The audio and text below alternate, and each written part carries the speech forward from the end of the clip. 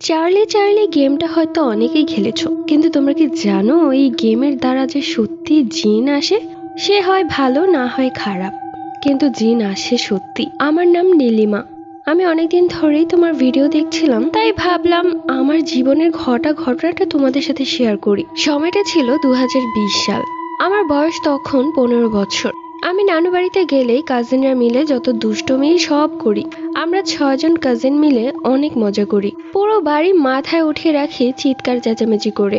নানু বাড়িতে আমরা গেলেই মনে হয় এত চিৎকার চেঁচামেচি শোনা যায়। তো তখন আমার এক কাজিন আমাকে বলল, জানিস একটা গেম বের হয়েছে, গেমের নাম চার্লি চার্লি। সেই গেমের দ্বারা নাকি জিনকে ডাকা যায়।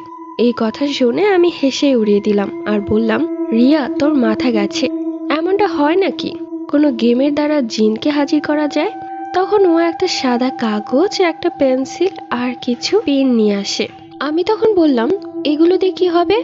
এরপর ও সেই সাদা কাগজে একটা স্টার আর্ট করে এবং কি সব ইয়েস নো আর্ট করতে থাকে এবং স্টারের চারিপাশে পিনগুলো আটকে দেয় এবং পেন্সিলটা এমন দিকে রাখে যে সে যেন দিক নির্দেশনা দিচ্ছে।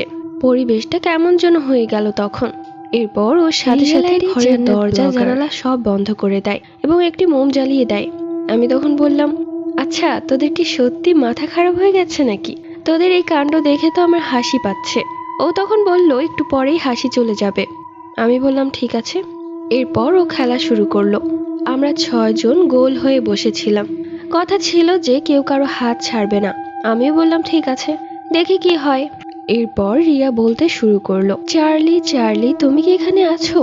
আমার তখন ভীষণ হাসি পাচ্ছিল। রিয়া আবার বলল, চার্লি চার্লি তুমি কি এখানে আছো? ঠিক তখনই আপনা আপনি পেন্সিলটা নড়ে ইয়েসের দিকে চলে গেল। আমি যেন আমার নিজের চোখকে বিশ্বাস করতে পারলাম না।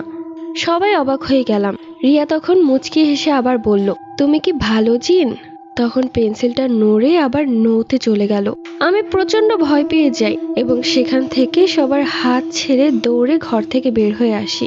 সবাই আমাকে পেছন থেকে বলছিল যাস না যাস না, তবুও আমি কারো কথা শুনিনি।